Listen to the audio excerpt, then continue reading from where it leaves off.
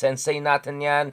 Of course, I know that when it comes to our little podcast here, expectations are always high. Always high in a sense that it's gonna be balahura, it's gonna be analytically in depth, and of course, it's gonna be very kind and patriotic. So today we have with us the greatest Filipino sociologist. I want to say socialist.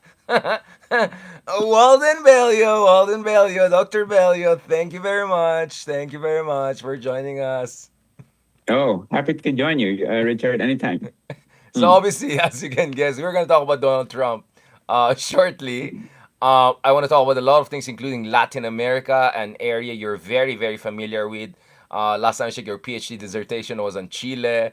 Was Hmm. on Latin American politics and lessons for us. I want to talk to you about economics. Mahalaga yan dahil mukhang wala pa rin significant improvement, restructuring sa ating ekonomiya, and the Philippine economy is Mm. slowing down. Very worrying things, including the BPO industry is also now grappling with artificial intelligence. So, in short, the standard neoliberal approach is dead, zombie. Except it's more zombie than dead, so we have to do something about it. But before everything, Dr. Belly, Walden, let's talk about your recent piece on the the Game of Thrones showdown between the Dutertes and Marcoses. Is this just drama? Is this just trapo politics? Is this just a mini civil war? What is going on here, Walden? Or are we seeing essentially the symptoms of the breakdown in the trapo system of oligarchic, kunyari, democracy that we established after the fall of Marcos dictatorship? What is your fundamental read as the greatest sociologist among us in the Philippines? Well, first of all, I would just like to say that I'm not the greatest sociologist. Okay. I On think this show. that, You're the greatest okay. sociologist on this show. Okay, let's just this afternoon. And I just wanted to say, since we're talking about social, Yeah. that it's very sad that uh, President Dodong Nemenso of the University of the Philippines passed away yesterday. And I think he can be said to be the greatest socialist, okay, Absolutely. of the Philippines. So I think that, let me just say that our readers, our viewers should realize that we lost somebody very significant yesterday. But with respect to your question, um, I I was hoping that yes, it would be Mm, the breakdown of right. uh, dynastic politics that this latest round, this internecine war. But unfortunately, the feedback Mm. that I get is that people are viewing it more like a spectacle in which Showbiz, drama, they're not telenovela. really involved, but it's a Game of Thrones thing. Yeah. It's a serial, television serial. But between viewing a spectacle and then doing something to change the scenario, that's those are two very different things. So I think though that this is very serious Yeah. between the two factions that uh, have split up. This could lead to violence. Okay, and I would not preclude the fact, that that either of the two parties would go into extra legal Mm. methods, within, to promote or to push their interests. You mean The political violence, Walden? Resort to political Yes, violence. yes. I think the rhetoric right now is quite violent. I mean, talk about beheading somebody like a samurai, and then saying about I've hired an assassin. I Yeah. mean, even by the standards of past inter-elite conflicts, this has Yeah. been carried to a level of Violence. violence. Right. I mean, of violent rhetoric that has not been, present before. People used to just insult themselves, Yeah. each other, but this one is, I'm gonna kill you, Yeah. So from that rhetoric to actual violence is, I think, quite a short step. Um, Right. and I think both, let's face it, both families, um, you know, looking at it historically, not just the current Yeah. people involved, have a history of violence.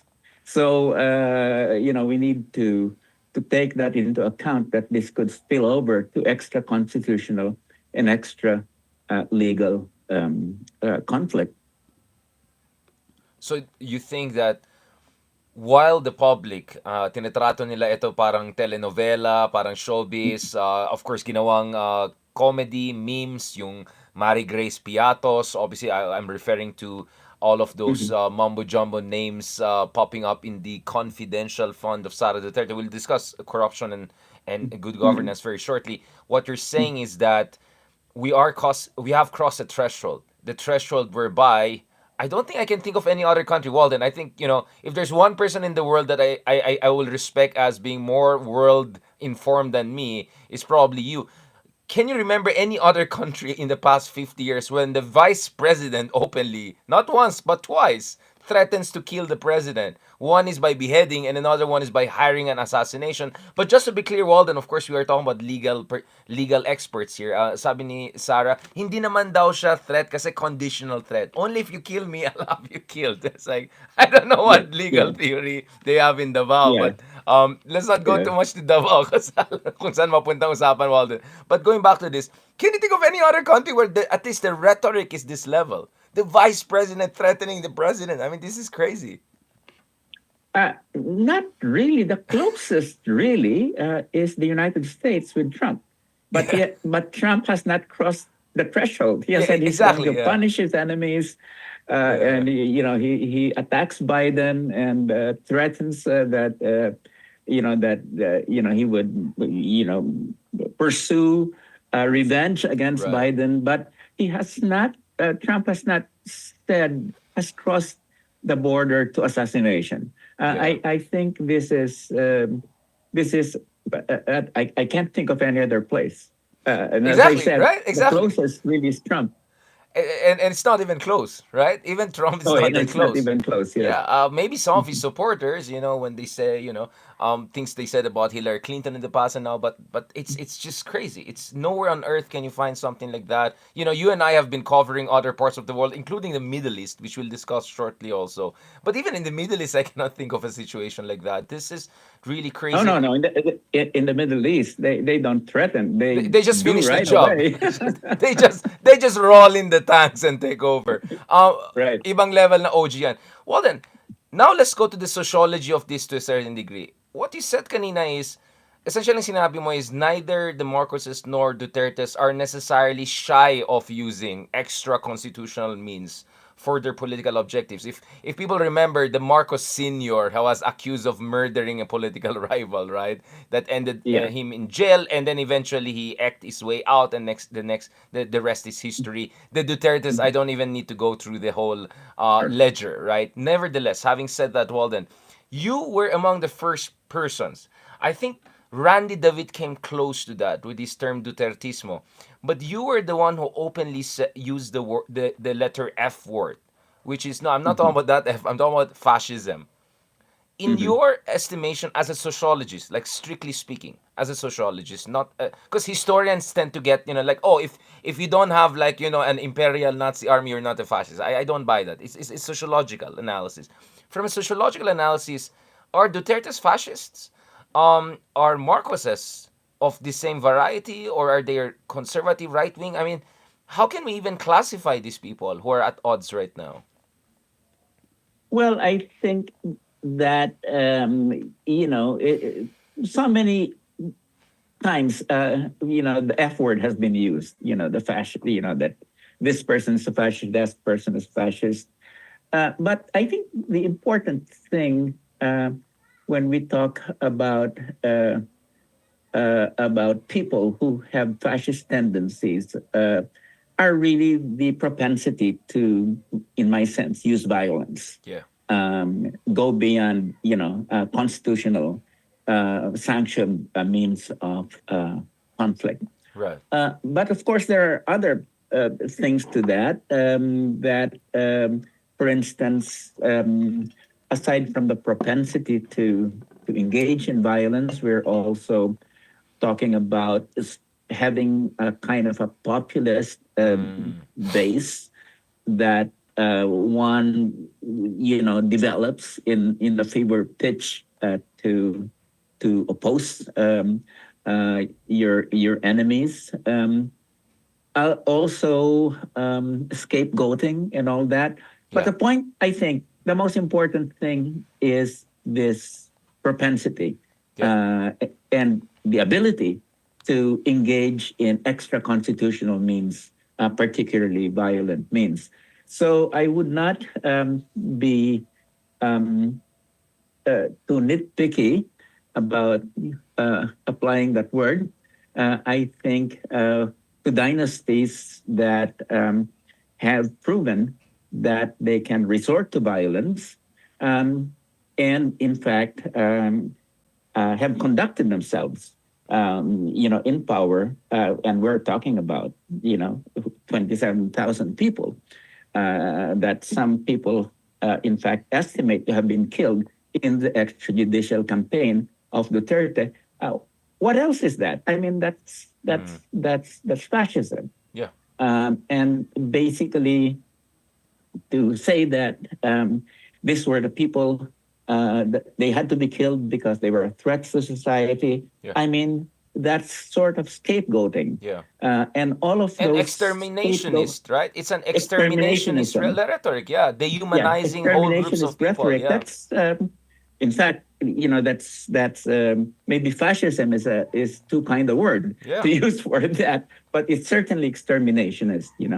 Now, with respect to the Marcoses, because the let's not underestimate that even though the current occupant in Malacanang doesn't seem to be acting like his dad, uh, I mean, let's not forget that they have a whole, a whole set of followers who come from that period and who continue Right. to support them and who will not hesitate Right. to use extra constitutional means in order to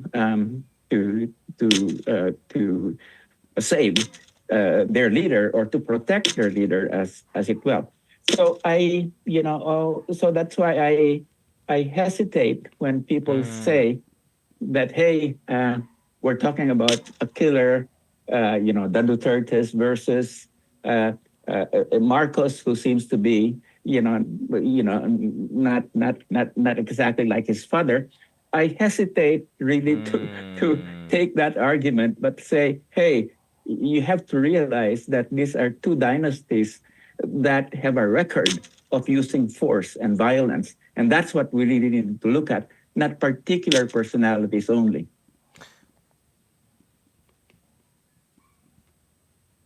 Thank you for clarifying that, Walden. Because the reason I'm asking this is, well, both of us have Ilocos Norte and Sur, at least in my case. You, Ilocos Norte, we went together to your ancestral home. Um, we have roots there. We know that it's very similar to essentially Sicily and southern Italy, if I can put it that way. Especially more us, Yeah. even probably in Ilocos Sur more than Ilocos Norte. But anyway, it's not like wala tayong long established history of political violence. And obviously, it's just as bad, if not worse, in other parts of the country. The reason why I ask, whether the Dutertes can be classified as fascist is precisely what you were essentially rebutting preemptively. This argument out there that BBM is your essentially how should I put it? He's your template trapo, Yeah, during elections, some fireworks go here and there. Not corrupt, not very but the Dutertes are completely different. Beast, right? So that's the argument, and the argument there is therefore the progressive opposition and all for all of the odious. The odiousness of the Marcoses should focus on the Dutertes first because they're the number one enemy of the Republic, something like that. So what you're saying, Walden, is despite the fact that the Dutertes perhaps are by far the most violent political dynasty we know on the record in contemporary Philippines, and looking at the track record of extrajudicial killings, you're saying that they're essentially morally equivalent and functionally equivalent, politically speaking. Therefore, there's no lesser evil here. That's what you're saying. Yeah, no, I really don't think there's a lesser evil there. I mean, I think we have two dynasties that have basically secured their positions, principally through the use of force, uh, and easily shift from constitutional means to violent means. So my sense is, as I said, we really need to look at the record in a dynastic way, in a dynastic fashion. We're not just talking about one individual here, Right. say Bongbong Marcos versus Sara Duterte. We really need to look at the set of interests, that have supported them, and the support that they draw from various sectors uh, of society, and the alliances that they have built up over time. So I would say that it shouldn't just be on the level of also that it shouldn't just be on the level of violence, but basically, is there really any real difference between these two dynasties in terms of the way that they look at um, and behave, and the way that they extract, uh, y- you know, exploit the country. Basically, that's more important thing is that these are two dynasties that basically are just out there for themselves and to exploit the country in order to be able to maintain and to um, um, um, strengthen their power for further exploitation. So neither the Dutertes nor the Marcoses ever had any vision that goes beyond expanding their, their power. Well, what did we have during the election? Is precisely the lack of vision. Remember, they just, the only thing that they really promoted was unity, meaning the unity between the Dutertes and the Marcoses, the North and the South, to be able to exploit the country. That at least some of the other dynasties in the Yeah. Philippines sometimes have had things or visions or rhetoric that go beyond their their particular interests. But these two really have not offered that, Yeah. and I'm not surprised, and I think many people are not surprised that if you have nothing to unite yourself except to share power, at some point you're going to in fact come into conflict because power sharing between two dynasties is always very ephemeral. At some point, one is going to want to get a bigger share than the other. And that's really what has happened in this case. Um, I remember one of the chief of staff of Trump, let's see, Priebus, the former Republican chief.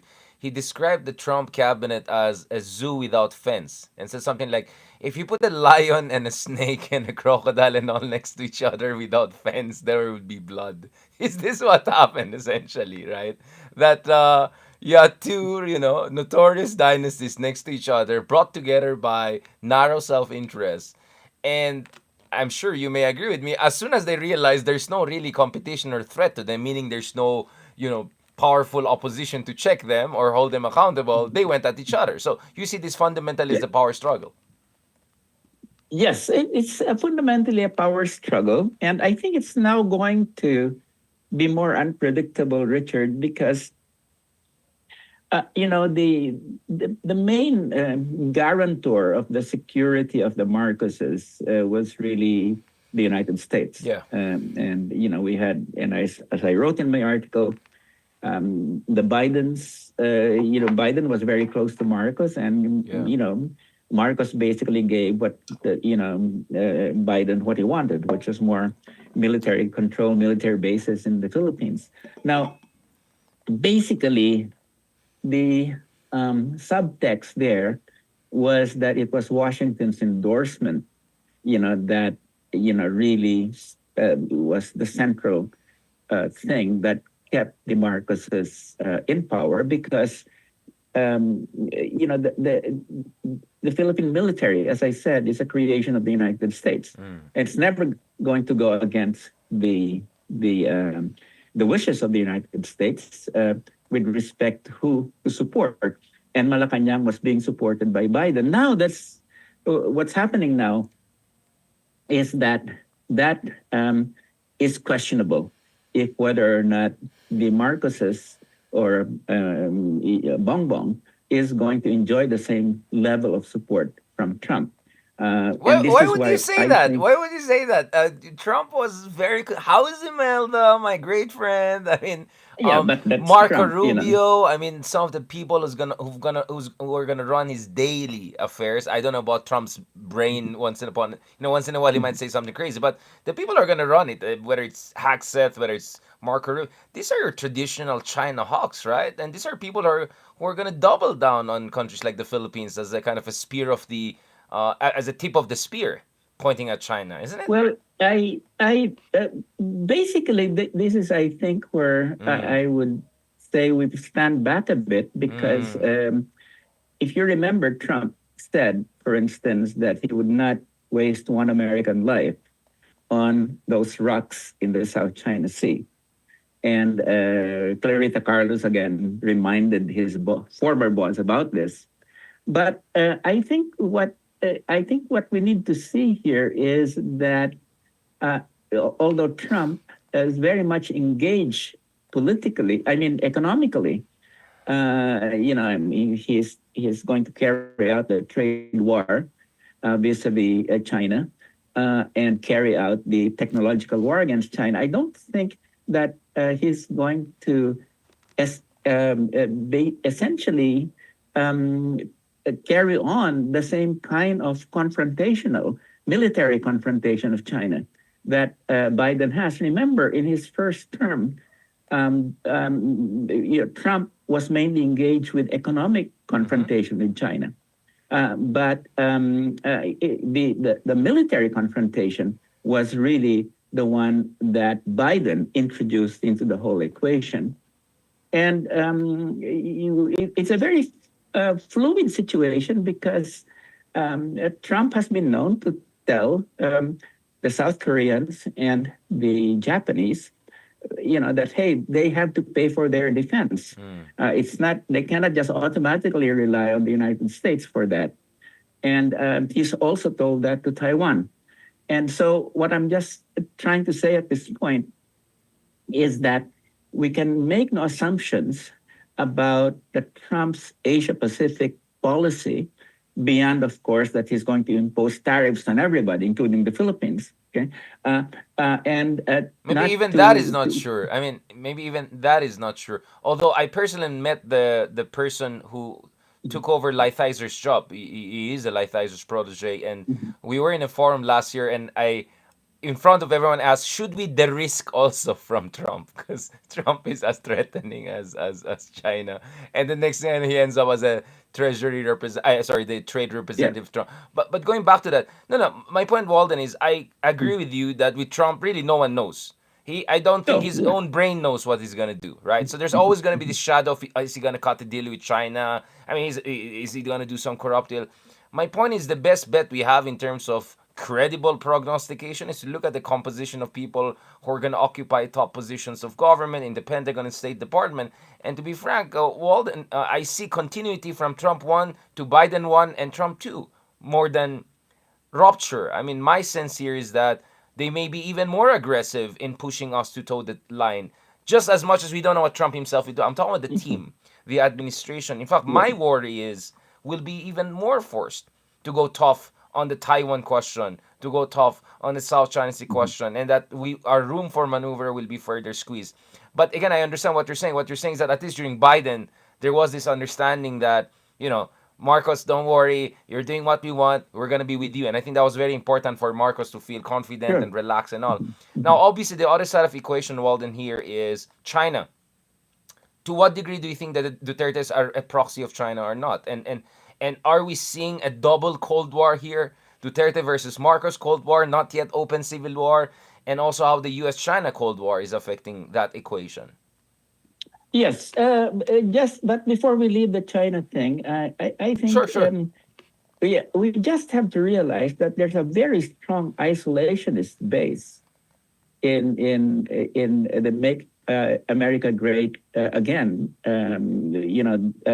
Base that elected Trump to power, and that's something that Trump has to listen to. They don't want foreign adventures. They think that focusing on foreign military engagement has really cost the United States a great deal of its resources and has contributed to the deindustrialization of the United States. We're talking about okay. Look at what happened during the first Trump administration, Richard. Which is why I don't think we should just look at the personalities of people or Mm-hmm. their rhetoric. Trump tore up the Trans-Pacific Partnership that Obama and the Republicans and Democrats wanted. He negotiated the withdrawal of the United States from Afghanistan. Afghanistan, Mm. um, and he was going to invite the Taliban to Camp David to sign the agreement, but people told him that's going too far. Okay. The third is he crossed the demilitarized zone and patted Kim Jong Un on the back. And I think what I'm trying to say here, there is a reason why in South Korea and Japan, and not only them, but in NATO, there is a very real fear that that they are facing, the Abandonment. United States is facing this, that they're facing disengagement from critical areas of the world. And my sense is that the rhetoric of people like Rubio around China will not necessarily uh, reflect what they will do under Trump, because let's face it, these people really, in terms of their political strength, really just comes from endorsement from Trump. They can easily just as change their rhetoric as to fit what Trump wants. And basically, I think we've got to realize here that there is a strong base represented by J.D. Vance, which is a very isolationist base that And basically Tucker says, Carlson, hey, also Tucker too much. Carlson. Yeah, and also Yeah, Tucker Carlson, I think, who played an important role to make sure JD Vance yeah, is there. There are a couple of people there. But I would also say JD Vance's yeah, former boss, people like Thiel, right, are very invested in the arms and defense industry. As we speak, they're providing sure. ammunitions to Israel's operations, Mhm, last time I checked. mhm, Now, I completely sure. understand that uh, there is a kind of retrenchment, let's say, Mhm, sub movement within the MAGA mhm, movement, and it remains to mhm, be seen which faction comes on top. I'm just looking at the appointments. I'm looking at the imperial inertia. I'm just having a hard time mhm, seeing anyone short of Bernie Sanders doing a proper isolationism. My fear with Trump is mhm, that he's such a hodgepodge of confused ideas that in the end of mhm, the day, maybe the more hawkish. Because the way I see it, Walden, is this way: he wants to get out of Ukraine because Ukraine is not important to him. Rightly, he doesn't want to pick a war again in the Middle East, especially with a power like Iran, because my goodness, that will be horrific for everyone. But China is just such a China is just so successful technologically, militarily, everything, that we see even in the American public, there is a recognition that China is emerging as a peer of America. And a part of me wonders, I mean, Walden, you know US more than me. You were educated there, you spent decades there.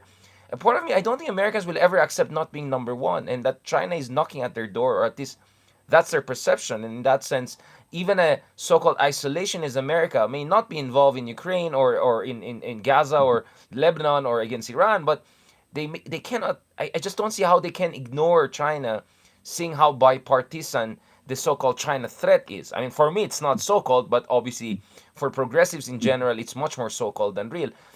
That is where I'm coming from. But Walden, I do not disagree with you that if you look at Tucker Carlson, J.D. Vance, I mean, these people are saying, let's rebuild America. Let's rebuild the Rust Belts. Yeah. Let's rebuild our industry and manufacturing. Let's take care of our own people, for heaven's sake. Why are we spending trillions of dollars on these misadventures? So I think this That's in is, fact what the one guy that in Europe that Trump respects a lot is Orban, the strongman in Hungary, yeah. and that's precisely what he said. That he said that, okay, here is what Trump's gonna do, and this is I've talked to Trump, and what he really wants is to focus on Fortress America, basically rebuild the United States, reindustrialize it, um, set up high walls, tariffs, set up walls against migrants, and don't engage in any sort of multilateral engagements or don't engage with NATO, that sort of thing.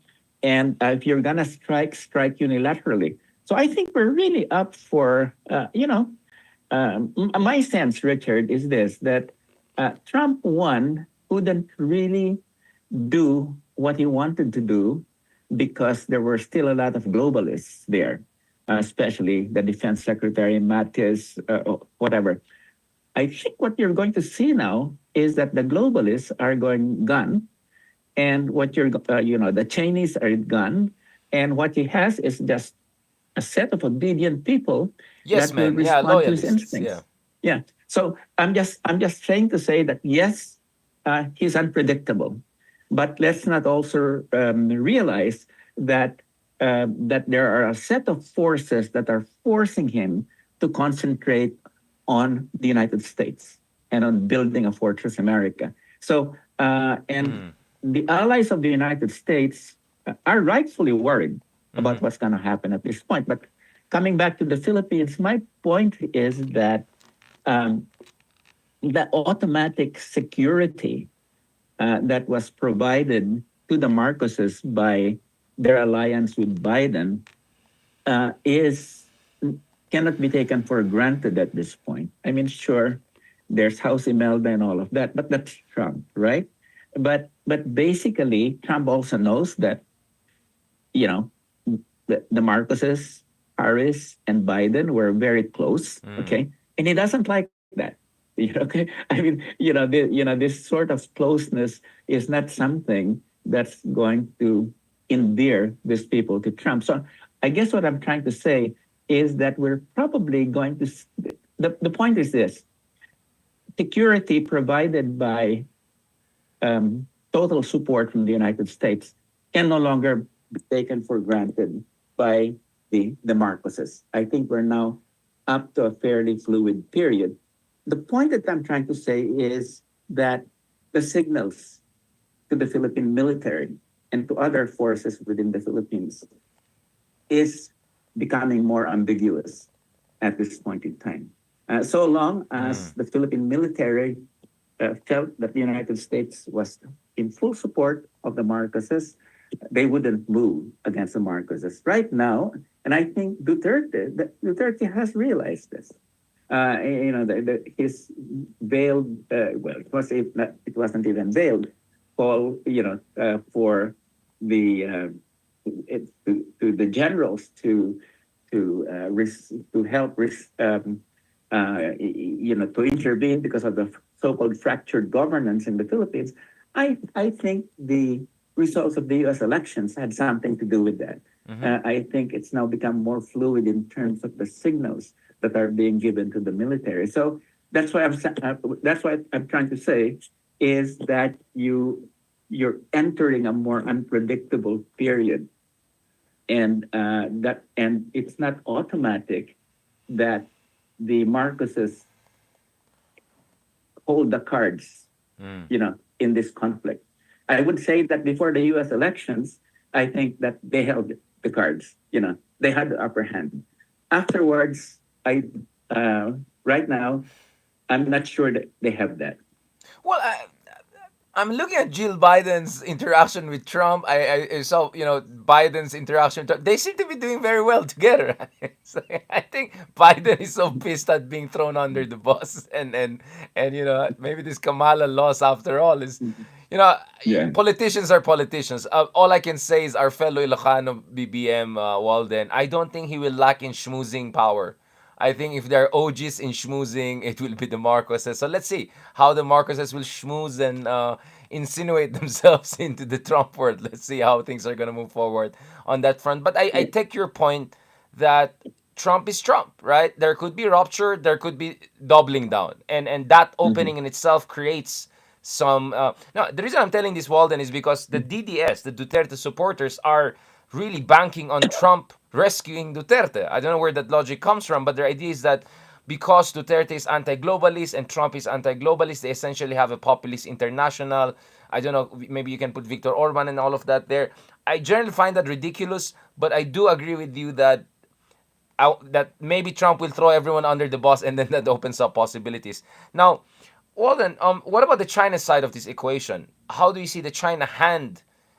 Because as powerful as the U.S. is, China is also a very powerful country. I've been in different parts of the world, and even in Eastern Europe, they talk about China's influence there. I think China even has policing power in some of the Eastern European countries. Now, I'm not saying that they're crazy level U.S. invading countries. Mhm. Thankfully, they're not there, or that means it's not there yet. But this is their region. This is what they consider as their backyard, and the Chinese are very influential in ASEAN and Southeast Asia. How do you see them? How do you see the China Duterte nexus? Well, I think that the Duterte will really play the China card Yeah. here, and I think if it's but at the same time they'll play it, but Xi Jinping will not necessarily support them. Mm. I think Xi Jinping is going to see this as a fluid period, and let's see Mm. what happens. I mean, he's a realpolitik kind of Yeah. guy. But in terms of China, I think that the aim of the United States to be able to reindustrialize is facing a lot of difficulties at this point in time, and so basically, I would say that becoming number one economically is going to be a tough slog at this point. I mean, Right. China now accounts for something like 28% of global GDP, and the United States is only about 14%. Mm. And although China is facing some economic difficulties at this point in time, nevertheless, the momentum is with them.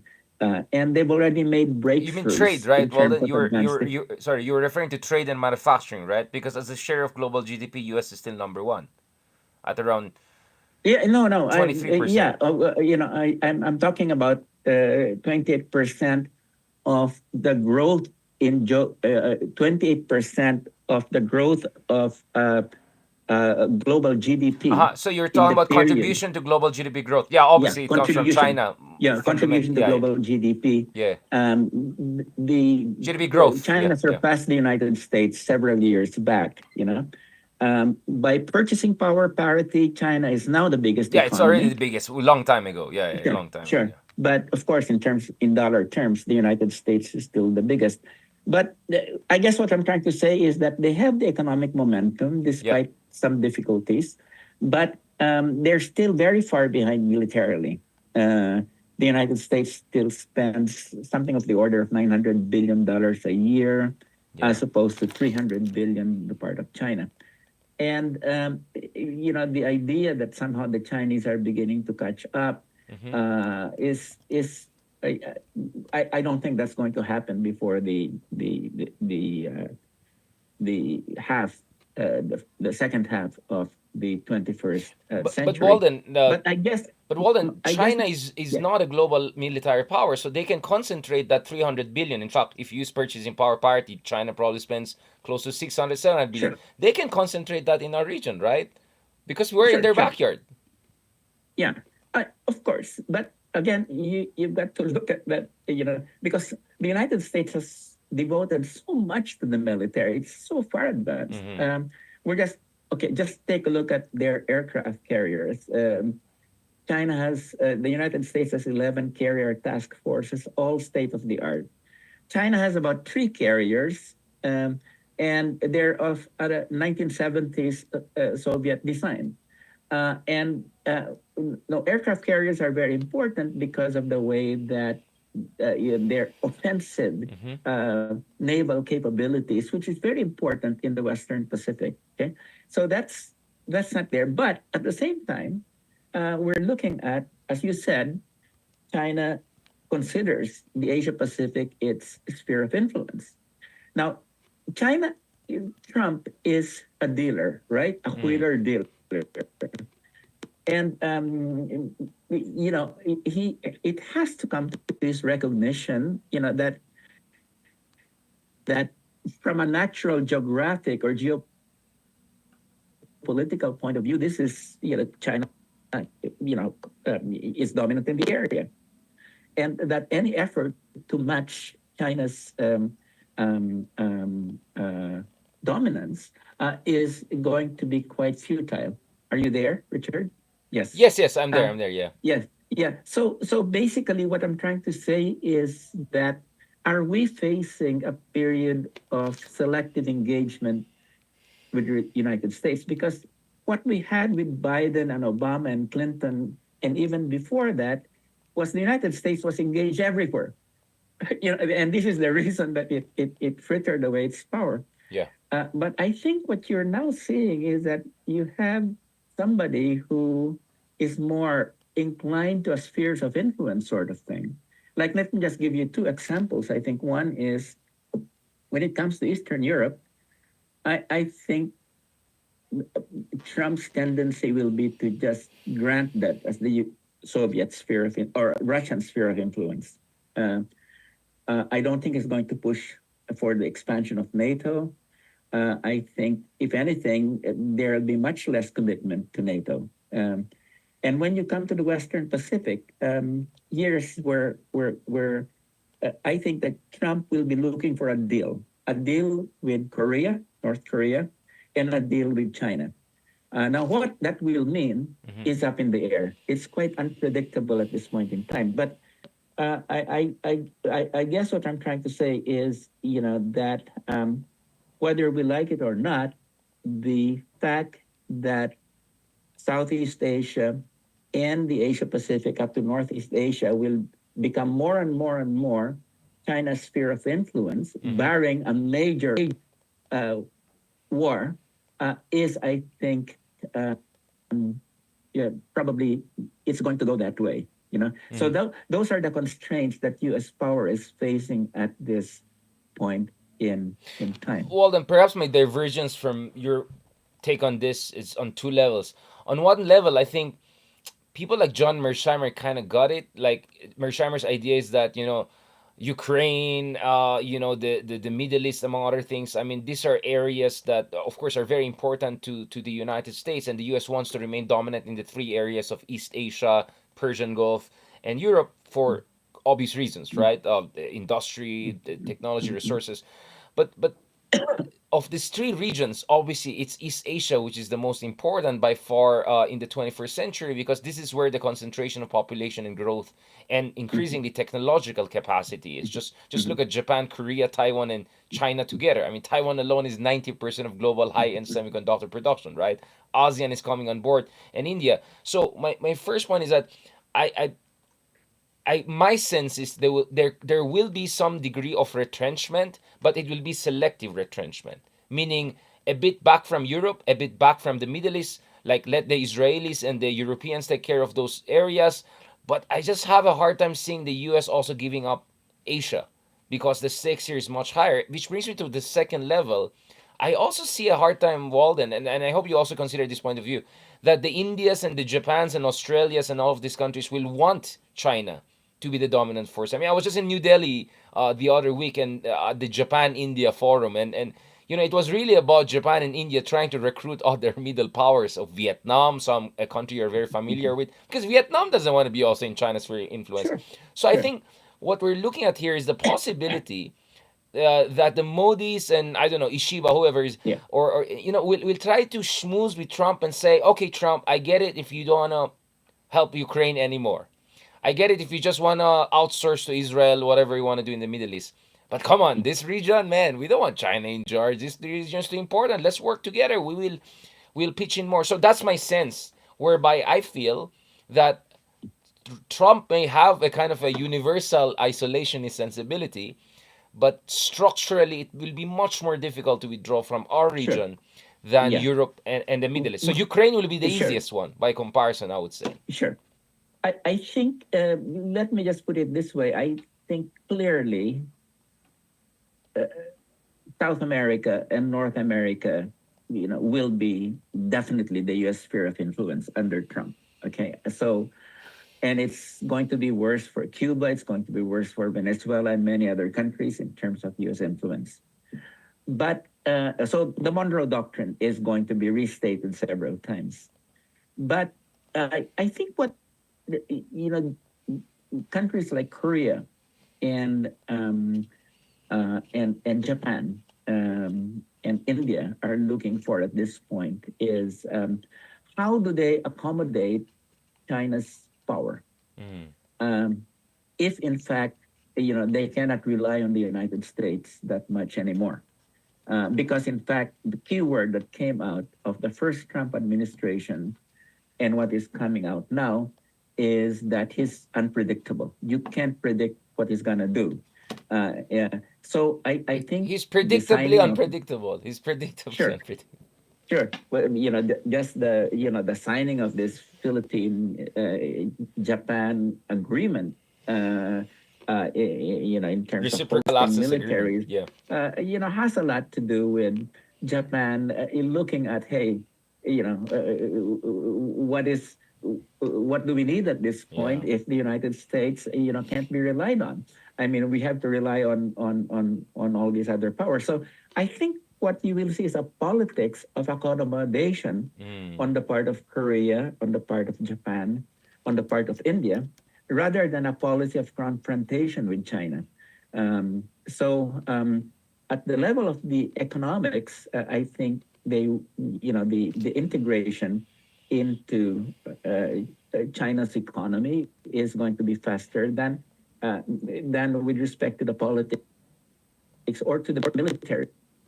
Okay, Mm. so but nevertheless, the trend is going to be towards the natural, kind of dominance that has been geopolitically exerted by the Asian landmass, in this case China, in the region. So basically, I think that what we're seeing is going to be, although the United States under Trump will continue to have the rhetoric about being engaged in the region, that it will be, it will show what's the trend will be increasing disengagement by the United States. Of course, this won't happen in a day, but nevertheless, I think this is going to be the trend with respect to the region. So that's why that's why I think that we have to separate the rhetoric of Trump appointees uh, from the instincts, the isolationist instincts, and the isolationist base of Trump. So that's why I'm saying that we're entering a real period of fluidity Mm-hmm. that has definitely an impact on the Marcos Duterte conflict. So yes, I grant that I think the Marcoses are now trying to find a way to be able to hook up with the Trump people, but um, how successful they will be in that, in terms of getting the same level of support that they got from Biden, I have serious doubts about that at this Mm-hmm. point in time, and that is the one that's giving the the Duterte forces encouragement, not so much the idea that they're both populist, they're both fascists, they're both given to this tendency to whatever. It's more like the fluidity that is being injected Mm-hmm. by the Trump transition that they're trying to maneuver, just as the palace at this point is trying to maneuver uh, in terms of how do they get on the good side of Trump. So that's really the fluidity that I'm talking about at this point.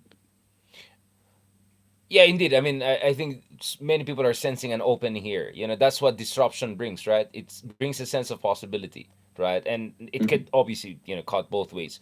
Um, I'm still amazed at how much you believe Trump's ability to defy the industrial military complex in the United States. Don't you think that those guys who are invested in an anti-China, you know, policy think tank, and because I talk to folks from the Heritage Foundation, some of these conservative think tanks who are very influential in the Trump administration, all of them are pretty much invested in the anti-China one. So you're confident that Trump and, I don't know, JD Van can defy all of these people, that the deep state will be defeated, if I can put it that way. I mean, they're not even deep state, but I'm just putting it in a catch-all phrase.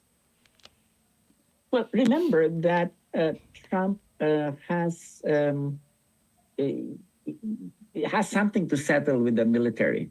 Mm. Okay, he doesn't like the fact that a number of the people that he appointed, like the former chief of staff Mark Milley, turned against him. Yeah. He doesn't like the fact that all of these military people, started calling him a fascist. And in fact, he said that a guy like Milley, should be put on trial for treason and executed. Okay, so I guess what I'm trying to say is that there's really no love lost between Trump and the generals some and of all the of that. people Mm. and the people in the military. So I'm you know because the way that Trump look at these people is that they sabotage his first term Mm. when it came to foreign and defense policy. They're the ones who prevented him, who tried to prevent him from crossing into North Korea. They're the ones that basically refused to deploy U.S. troops in the streets of the United States during the Black Lives Matter. So I don't think we can assume that, in fact, uh, Trump's rhetoric about the deep state has become more and more volatile. Okay, so I guess I'm trying to say here that we should not expect that the people like Vance and Trump, in terms of who they listen to, will necessarily kowtow to the defense establishment. So, you know, people used to say that Trump's foreign policy had in his first term was irrational, illogical, etc., etc. But in fact, that was Trump's foreign policy that was being undermined by, in fact, the deep state and all these different forces that Trump has identified, which is the reason why he's now put loyalists in command of the FBI, and other of the security agencies. Now, all I'm trying to say here is that let's not assume that the deep state is going to be in command this time around. I think Trump learned from the first administration how they could derail his policies, and I think he's probably not going to allow that again. But again, these are just some of the Yeah, I factors mean, that these are enter the these into the are situation. perhaps the best known unknowns, right? Or my point is, obviously we Mm. didn't talk also about Elon Musk, who could also play a very important quote unquote moderating voice on foreign policy. We know that Elon Musk may have I mean, allegedly he had a meeting with the Iranian ambassador to the United Nations early on in order to de-escalate tensions with Iran. We know that he's very interested in mineral resources in Russia, probably also in Iran. These are two very, very rich Mhm. countries when it comes to mineral resources. And we know that Tesla wouldn't remain alive if not for its Shanghai factory. So he's also very deeply invested in China. Sure. So we may have also a kind of an oligarchic moderation effect here, right? To Yeah. counter the military defense industrial complex. So in that sense, I agree with you. This is completely unprecedented. We never had the richest man in the world, right, having such a voice in a new government, and that person also invested in the escalating tensions with the three major adversaries of the United States: Russia, Sure. Iran, and China. So the Elon factor is very big here. Although then again, well, then we saw what happened with Steve Bannon, right? If you overshadow Trump, you may not last long. Sure. So let's say kung ma-unit team din sila. But let's go back to Yeah. the Philippines, Walden, and I want to ask you a sociological Sure. question here. People say one reason why Marcos Jr. is, perhaps you have a different reading, but one reason why he's very diffident or very, I would say, hesitant to take on the Dutertes, despite everything, is that he's scared that certain religious groups will mobilize in behalf of the Dutertes. At least one of those religious groups semi indirectly implied that they will mobilize or more if Sara is impeached, right? What is your read of this involvement of these religious groups? Do you think that could contribute to civil strife? Because as we speak, Catholic Church related civil societies are involved, I think, at least in 2 out of 3 impeachment complaints versus Sara Duterte. Mhm.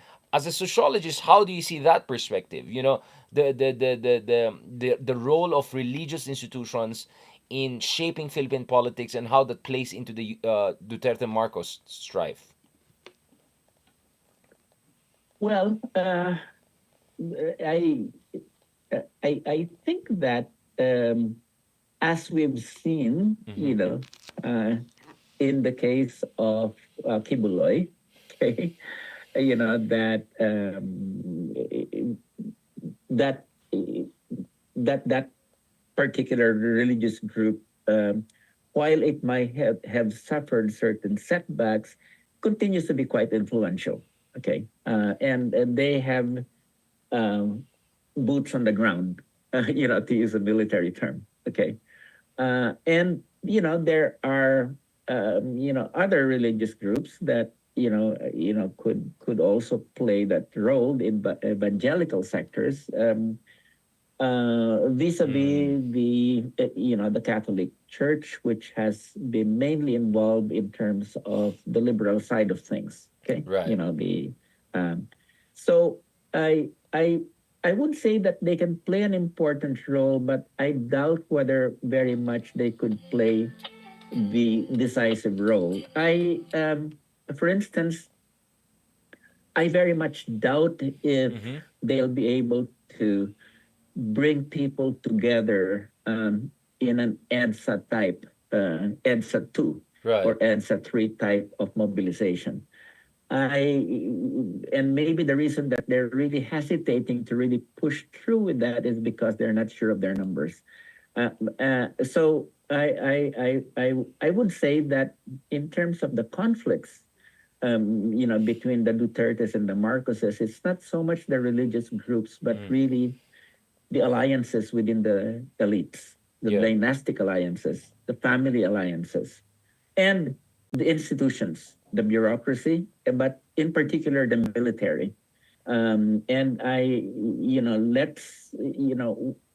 so we need to do a sociology of the Philippine military at Yeah. this point in time, because Or civil certainly I military think relations too. Yeah.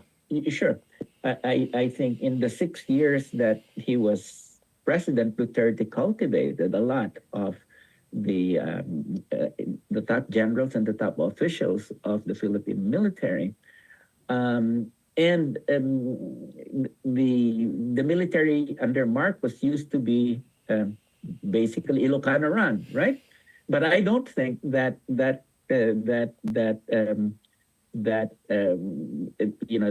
dominance of the Ilocano AFP commanders is still holds until today.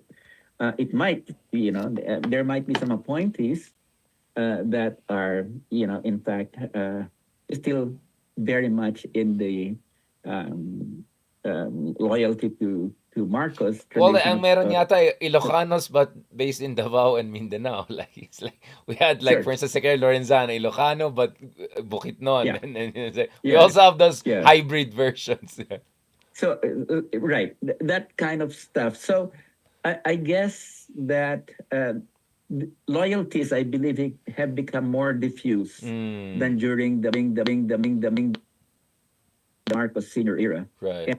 and I think it's worthwhile to really look at basically these institutional loyalties, because these are what are being played at this point by the two factions.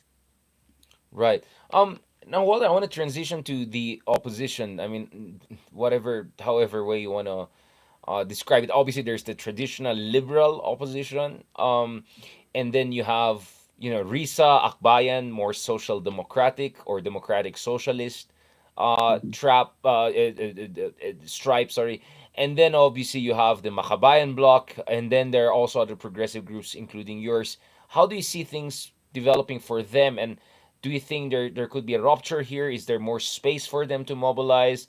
Should they work together? Because the way I see it, it's not they're still not working together. I mean, I had Franz Castro, for instance, Congressman Franz Castro here on my show, and I said, "Bakit kayo may sarili kayong slate?" Sabi niya, walang umimbita sa amin. So, you have to make our own, right? And I was and part of me was thinking, hindi ba dapat nagsama-sama na nga lahat? Because I remember there was it last year's Christmas na andun may picture doon na andun si Lenny, si Risa, si Delima, si Franz Castro. I mean, Walden, you tell me, why is the Philippine opposition so divided? The left alone is just a splinter of a thousand. It's like a filigrees. I mean, like, what's going on? Well, I let me just put it this way. I think that the liberal and progressive opposition really has to um, more fully understand the reason that it has been marginalized. Yeah. Um, uh, I think um, that's the first thing. Like they nag-backfire talaga yung during the 2016 elections. The way that the liberals had painted themselves as what they call the gente decente, as opposed to the equivalent of what Hillary Clinton called the deplorables, right? Yeah. In the Philippines, that really backfired. Basically, what we saw was in fact a populist embrace by lower class, middle class Filipinos of the kind of politics, populist politics that was being promoted by Duterte. And I think why have the big question is, why have Mm. Filipinos, in fact, um, moved away from this espousal of traditional liberal values like due process, okay? Yeah. Uh, and um, uh, good governance, no? Kasi these are good governance, due process, anti-corruption. This is what the yellow, the yellow factions Right. ran for so many years until 2016, and it's still beyond 2016. Okay, so and I think what has happened there is, that basically the liberal, I'm not talking about the Liberal Party, but the liberal section of the Philippine elite just has not delivered in terms of, equality, in terms of economic development, in terms of social reform, there was a lot of talk about that, but Yeah. never really delivered. And I think that's why people turned to the Marcoses and to the Dutertes I want to in push you on that, 2000, Walden, no, because in obviously, 2022. yeah. Right. So let's first talk about the liberals before we talk about progressives. Yeah. So obviously here we are all students of Antonio Gramsci, right? And the whole folks in Italy who were very critical of the liberal state that gave independence to Italy and some modicum of democratic representation, but there was no fundamental change in the political economy, modes of production, Mhm. and empowerment of the vast majority of masses in Italy. So when I read Gramsci, which I'm doing again, apparently it's not Mhm. only me, Mhm. even Giorgio Meloni of Italy, the new fascists are also reading Gramsci, is this critic of the limitations of the liberal state, right? So the Ezza revolution created not a revolutionary state, not a progressive, but created a liberal state. So what you're saying, the problem with the liberals is that the emphasis was on decorum, the emphasis was on procedurality, formal constitutionality, and most importantly, political rights like freedom of expression, assembly, Sure. etc. But no fundamental focus on changing conditions of living, working conditions, income, wages, distribution.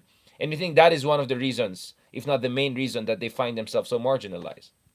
Well, yeah, it's not, I guess that there was a hypocrisy factor because Oh, that too. it did say that it was going to address these issues: corruption, agrarian reform, wealth inequality, but it did not deliver. So I think I think it's not so much that they did not promise in these areas, but they did not in fact deliver. So I think But it why was the didn't they combination. deliver? Because my argument is maybe because they don't believe fundamentally in social justice. Because if you really believe in social justice in an economic Yeah, sense, you would put in the work. I just felt they never put enough work. Just look at the no, land reform issue, right? definitely. No, definitely, and I just wanted to say here that I was part of the alliance with the Liberal Party back in 2009 to 2015, and we were pushing for agrarian reform that we really needed to complete it. Yeah. But it was the Aquino administration basically did not back us up. And it was we were pushing for a new agrarian reform law, and that was not there at all. But that's one thing. The other thing is that they just completely bought the neoliberal line about the way that the Philippines should become more market oriented, et cetera, Yeah. et cetera, et cetera. Completely sort of revamped the Philippine state so that it became one of the most neoliberal states in the world. And I think the combination of lack of commitment to social justice and buying neoliberalism, the buy into neoliberalism, sort of created this sense among people that they were not really being affected by any sort of positive reforms by this liberal administration. So that when Duterte came along and the Marcoses came along a second time, they were ready for the message that the yellows have not delivered and trust us. Right. I mean, obviously, the hypocrisy is the human part, but for me, I think there's an ideological deficiency with liberalism Sure, per se. sure, I mean, sure. it's Yeah, inherently there's a rot there. The rot there is yeah, the blindness to the massive transformation you need on these socioeconomic fronts. sure, I won't go as far definitely. as saying changing modes of production. That would be a bit too Marxist. But even from a social democratic standpoint, I see huge deficiencies there. Now, obviously, Walden, you made a perfect transition to the final part of our conversation. Let's talk about economics, right? Because I think many of the things in the Philippines, when it comes to political sentiments and culture, can be understood by economics, right? Um, I mean, if you just look at the deterioration, for instance, of media, I'm a man of media too. I've worked in all of the top major media outlets in this country. Um, a lot of that is driven by the dynamics of capitalism, right? And the Sure. fact that now you have social media and influencers competing for eyeballs, it has created even more challenges for media. I look at the education sector. Both of us have been part of that. We have both taught at the top universities in this country. Again, you see the new liberalization of universities, that your value as an academic is your, I don't know, Google Scholar citation. It's like how many Scopus, whatever, ISI, you know what I'm saying? Things Mhm. that, the Hannah Arendt would have laughed at if she faced that 50, 60 years ago. We see this new liberalization in every, meaning essentially turning everything into content and monetization, which is even Mhm. worse in the social media world as Mhm. we speak, Walden.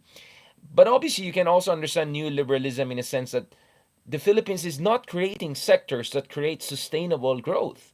The few sectors that have been creating growth, like business process outsourcing, are also slowing down. I deal a lot with these sectors, and now they're facing threat from artificial intelligence. The Vietnamese Mhm. apparently are getting onto the game when it comes to the Mhm. BPO industry. The Philippines has a very thin manufacturing sector and an almost miserable agricultural sector compared to our neighbors.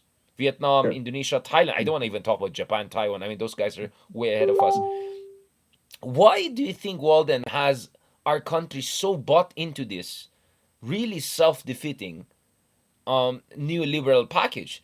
A package that is being rejected in the heart of neoliberalism, i.e., the United States, right? I mean, in the US, everyone talks about industrial policy, made in America, bringing back manufacturing. In the Sure. Philippines, how many economists do you know, Alden, legit, like credible economists who say those things? The few economists out there who have a voice, well, then it's the same BS, right? Oh, just, be nice, good governance, follow. They have nothing Mhm. new to say. What the heck is going on, Walden? What is the sociology of economics in the Philippines and technocracy in the Philippines? Why are we in this mess? Well, there are a number of factors that I try to address in my writings at this Right. point in time. I think that some extent, um, um, the fight against the Marcos regime, the Marcos Right. senior regime, was sort of, you know, carried out in the name of we have to break out monopolies, we have to break up cronyism, we have to break up this unhealthy links between business and the state. And the Marcos regime sort of represented that. And part of part of the spearhead of the fight against the corruption of the Marcos regime was precisely that, we had to break up government because government and business linkages under Marcos was, had created corruption. So there was that aspect of it. The other aspect of it, of course, is that we had the World Bank and the IMF that basically approached the whole thing in the Philippines as here is an opportunity for total neoliberal reform, and they got their opportunity, which is just it's this is what we'll do with respect to tariffs. This is what we'll do with respect to agriculture and industry, and basically you had very little opposition over there because a lot of the people Yun nga, that were that's in what I want to understand, economic, Walden. Bakit sobrang yeah, pliant, sobrang willingly complicit yung ating technocratic elite while we see resistance in because other countries? Argentina is, of course, the because most dramatic one. Yeah. because uh, because on the one hand, the pressure of the World Bank and the IMF was very great, but Mm. on the other hand, many of our technocrats were educated in American universities like Harvard, the University of Chicago, et cetera, where economics was identified with neoliberalism, so that when they came back, it was like they were implementing God's plan. Okay. Uh, Yeah.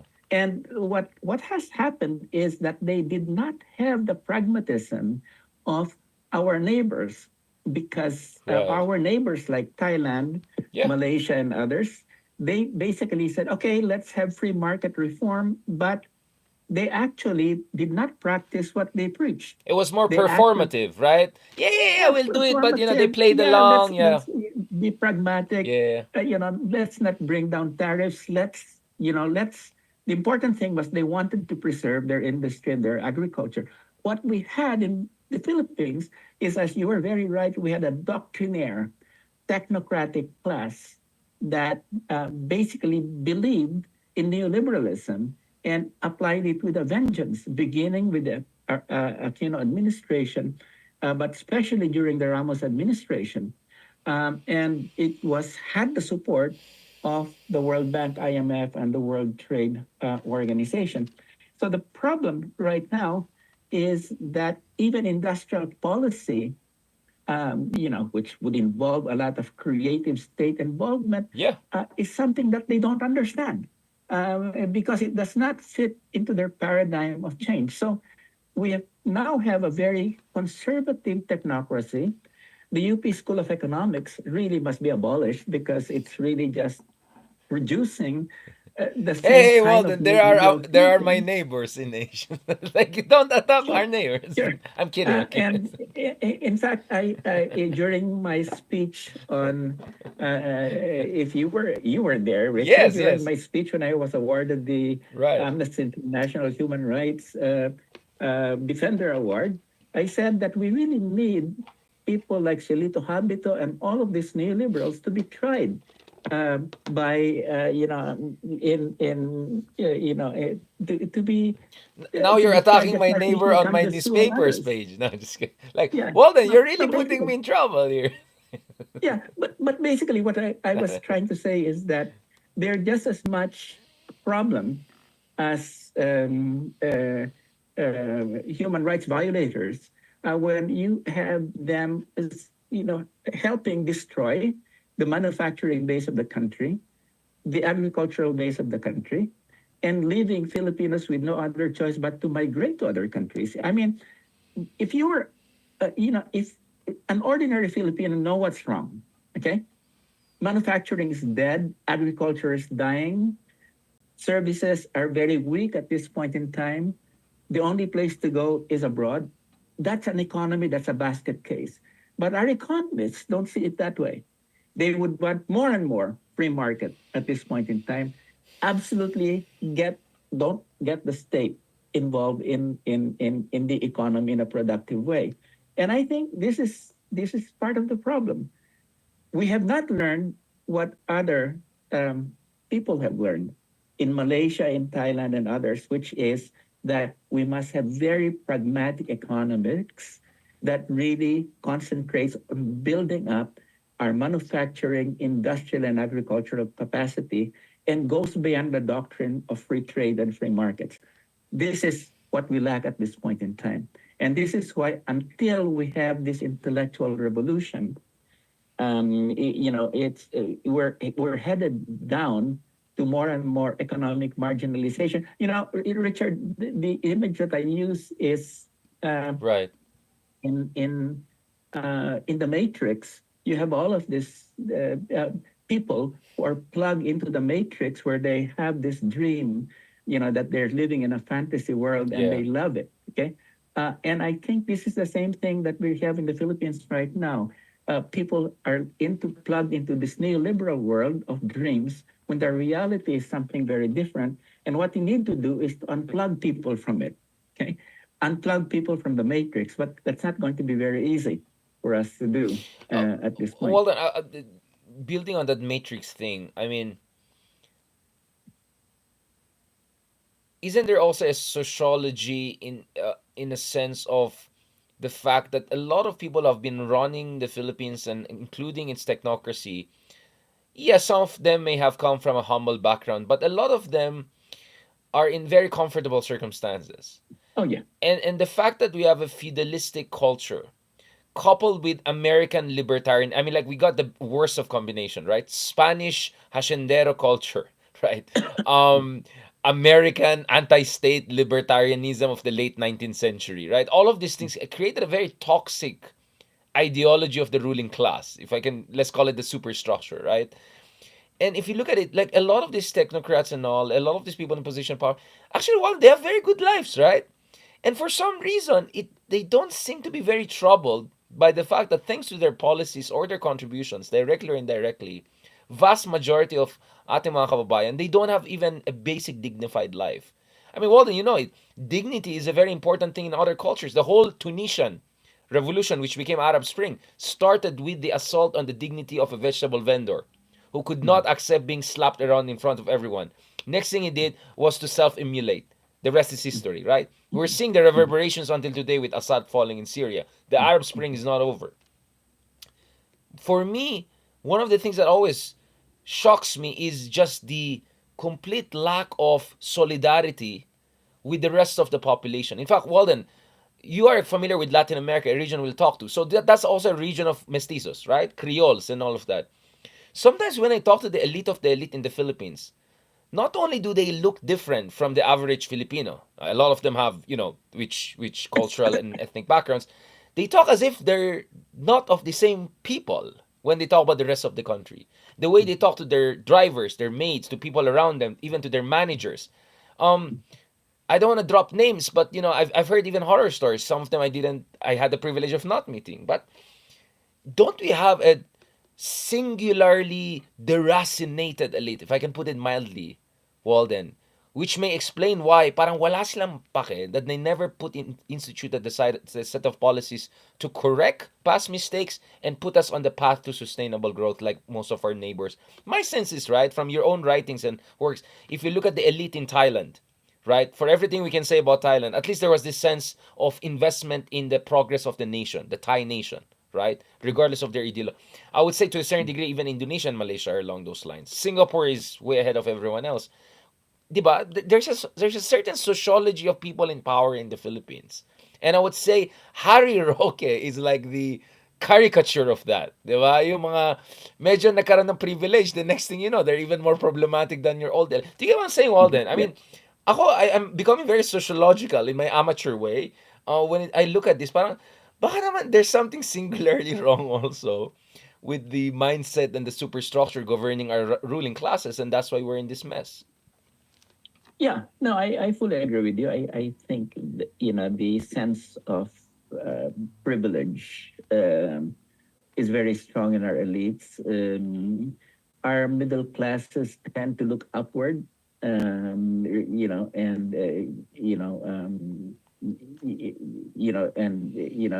have adopt the same disdain towards the lower classes that our upper classes have. And I think that and then the policy of this country of having encouraged the export of labor has meant that so many Yeah. people, instead of staying in the country and working things out here, Yep. have taken the easy way out and left the country. And where many of the people who are leaving, from a whole range of classes, are among you know the best of of our people, with professional skills, and others, as well as our workers. So my sense is, that the policy of labor export as a mechanism for absorbing labor abroad has had very detrimental sociological and cultural consequences. Uh, because basically, when Filipinos are educated from primary grade on, they see themselves as really attaining skills so that they can apply these skills abroad. Okay. So, like, the destination point that is drilled into them Yeah. from the very beginning is Vocational that and their mate. OFW. Yeah, very vocational and Yeah, very. yeah, right. And I think that's part of the problem too. But I think that you're definitely right. That the biggest problem really lies in an elite that basically is floating out there and doesn't realize that it has a duty to the rest of the country. But then uh, that's not that much different from other countries, which just means that, and maybe this is another topic, is that um, progressives really, really need to get their act together to realize why have how can we turn these things around so that we can you know promote progressive economics, progressive politics, and a progressive culture. And so that's why I think that that this is not going to last. I think Yeah. what's happening right now is, in fact, that people realize that this dynastic warfare that's happening is, just taking the country further and further down, and that at some point people realize that, hey, they really have to do something about changing the basic political and economic structure of this country, as well as the political and cultural attitude.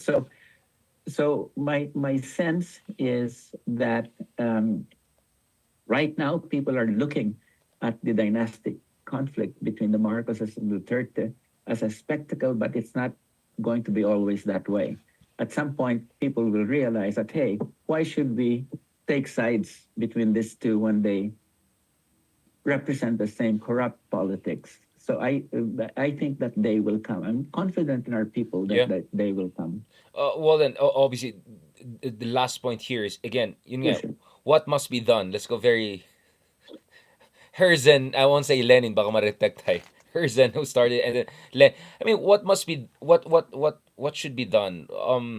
Kasi the way I look at it, Walden, is well, we're comfortable with this at this between the 12 of us, and I hope the rest of our audience are appreciating what's happening here. Essentially, we have this hegemonic bloc, right, in the Philippines, right, which not only Sure. controls the commanding heights of the economy, which is not only in bed with the global superpower, although that is kind of up for grabs, as we discussed a while ago extensively, but they have also overseen the creation of these whole systems, right, Althusserian systems, in fact, whereby essentially citizens are not empowered to fully realize their rights as citizens, right? And you have this whole popular culture that constantly reinforces essentially, a sense of fatalism. Or worse, a sense of i-popcorn na lang natin yan, let's just see how the house burning down and see it as an entertainment. When in fact, what we're seeing is tragic. It's a tragedy what's happening to our country. It's absolutely a tragedy. It's a mockery of our country, what's happening. How can we fight back against that wall then? Because obviously it has to be on multiple front. You and I keep on talking about at least industrial policy and trade policy. We have to fix that.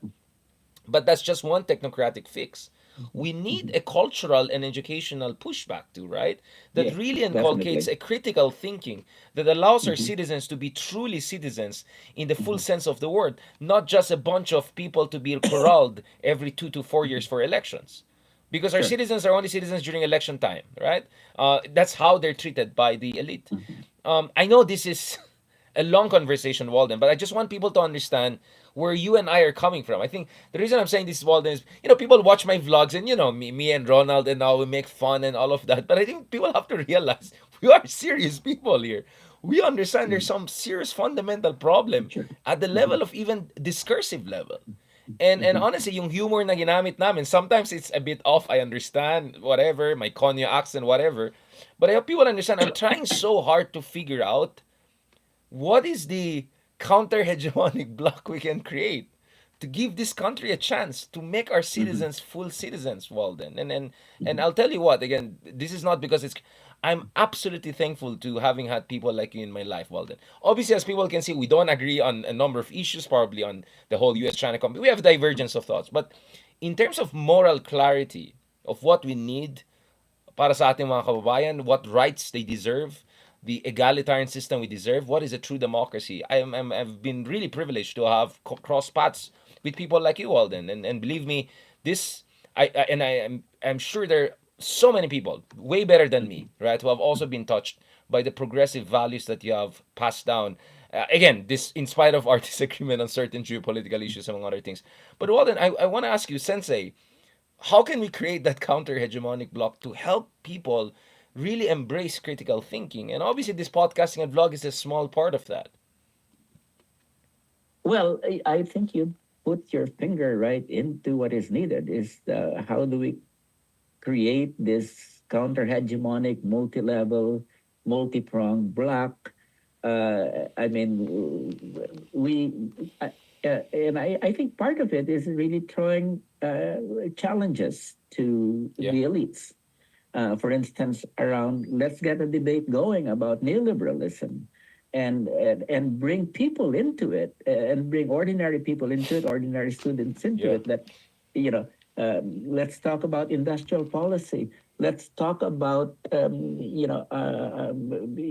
culture and movies. Yeah.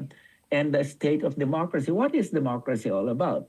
Because right now, Yeah. uh, people are definitely disillusioned if they think that democracy is just going to the polls every 3 years, because that's the way that they've been taught, and this has been institutionalized. I think that we really need a real democratic revolution. Let's bring democracy and its essence back to the people from the kind of corrupt electoralism Yeah. that we have at this point in time. Now, of course, we cannot, I mean, we have to engage in elections, but we have to raise the level. And this is where progressives and liberals at this point in time, while, in this coming 2025 elections, the most important thing they can do is to get the level of discussion beyond just this question of mudslinging in terms of Yeah. you're corrupt, they're corrupt, they're corrupt, they're corrupt, and bringing this back to really, what do we mean by people's power? What do we mean by empowerment? So if we can get in various fora that kind of discussion going, then it can develop some kind of a momentum. And I think Yeah. that's why I said earlier, that this dynastic war might just be the tipping point for people who said, oh my God, what is this really what democracy is all about? Having these two factions Yeah. fight each other for power. So I think we should take advantage of this tipping point in various ways through the media, through your show and others, and through the 25 elections to raise the level of political literacy in this country. So I fully agree that that's really the challenge. How do we get people to really understand what democracy is about, and that it's not just electoralism, it's not just finger Yeah. pointing, it's not just dynastic warfare, but the empowerment of citizens. I'm so glad that we have this podcast that you have, as well as your television and Little gigs here and presentations and there. others. Little gigs here You and know, there, Walden. Yeah. I yeah, know many people, throw shades at me and all of that, but I hope they understand how difficult it is to yeah, smuggle in progressive ideas into against this yeah, yeah, hegemonic order. I just hope some yeah, people yeah, it's not yeah. easy, Walden. I'm trying really my best here. I'm really trying my best here. Yeah. And I applaud you for it, and I'm don't and I think that we things will move. You just keep on pushing, things will move. No.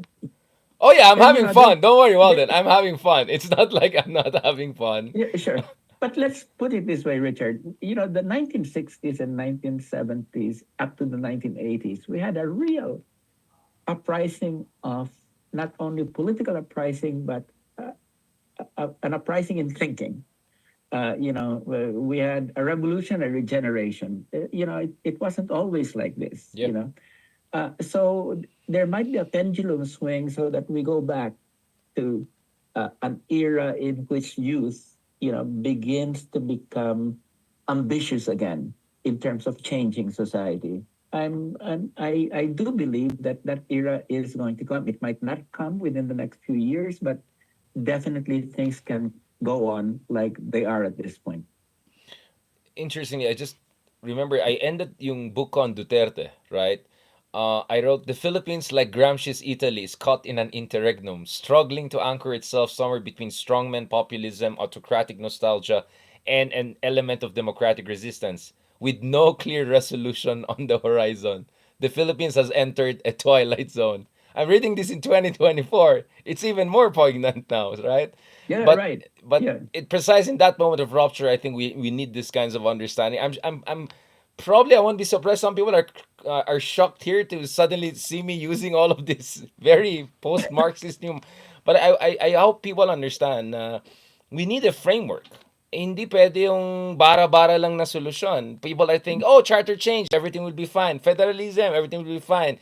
Change lang the Mhm. president, everything will be fine. I don't know, change the name of the country. No, it's a complicated thing Sure. because the whole system has a problem, and we need Mhm. systematic change, and we need to do it, obviously, Walden, in a non-violent, in a pluralistic and participatory manner. One of the things I respect about your works, Walden, is your constant emphasis on participatory democracy, meaning hindi mo kailangan ng PhD or professor or Englishero or whatever para magkaroon ka ng Sure. boses pagdating sa self-governance, no? Pagdating sa issue ng, participatory budgeting, for instance, right? I mean, this is really one of the things I appreciate. Walden, I know you're tired. This was a long conversation. It came late in the day. Hopefully, this is just the beginning of a series of conversation we want to have, because next year is going to be elections in the Philippines. Next year is going to be a second Trump. So please take care of yourself, Walden. Stay strong.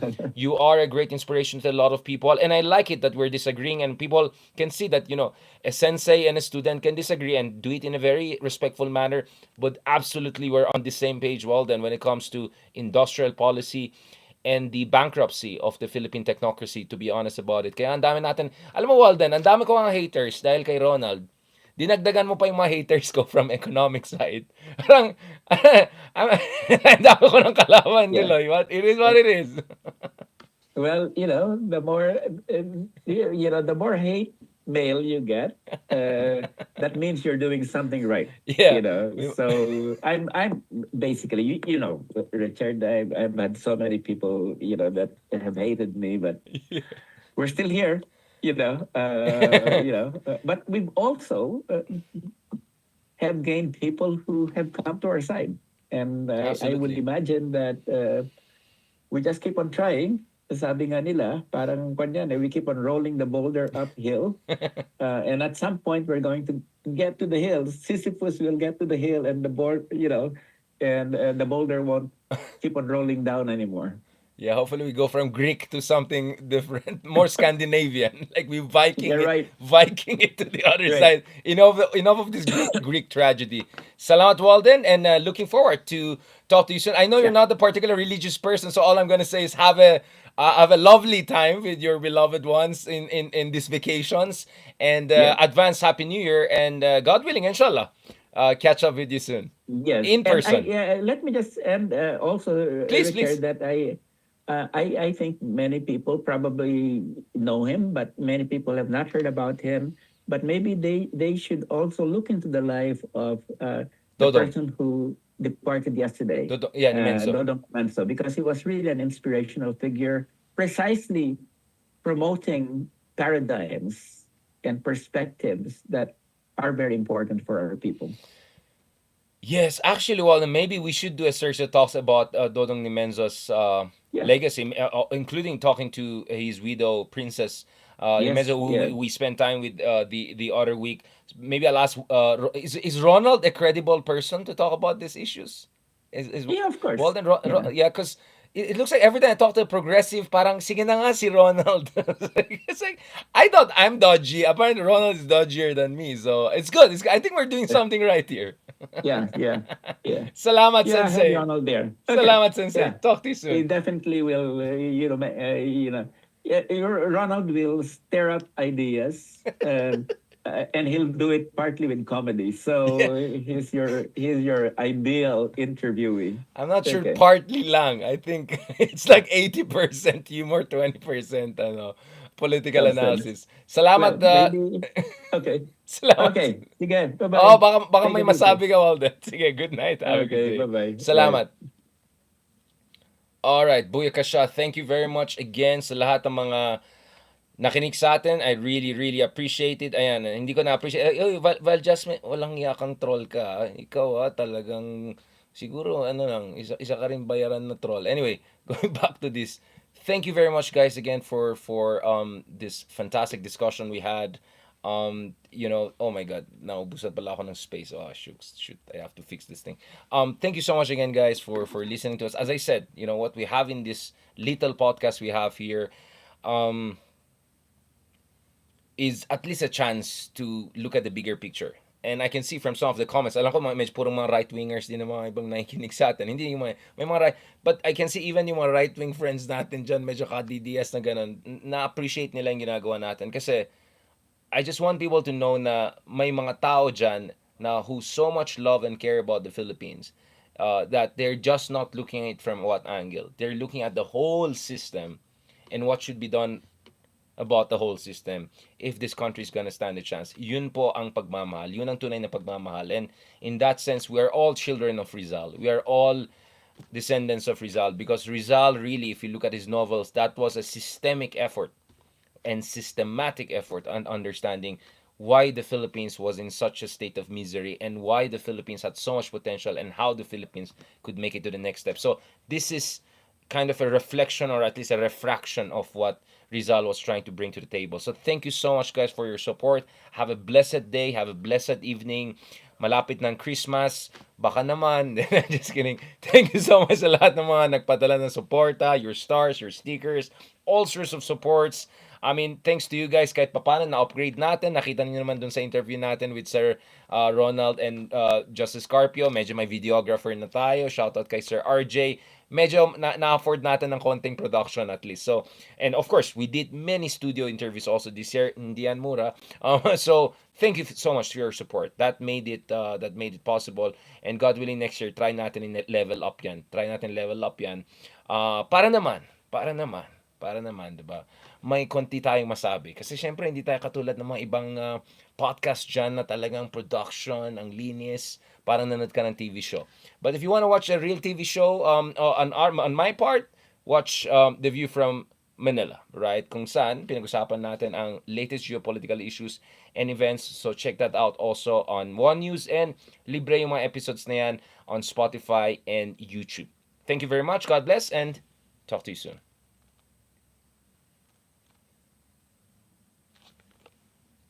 Salamat guys. Thank you very much.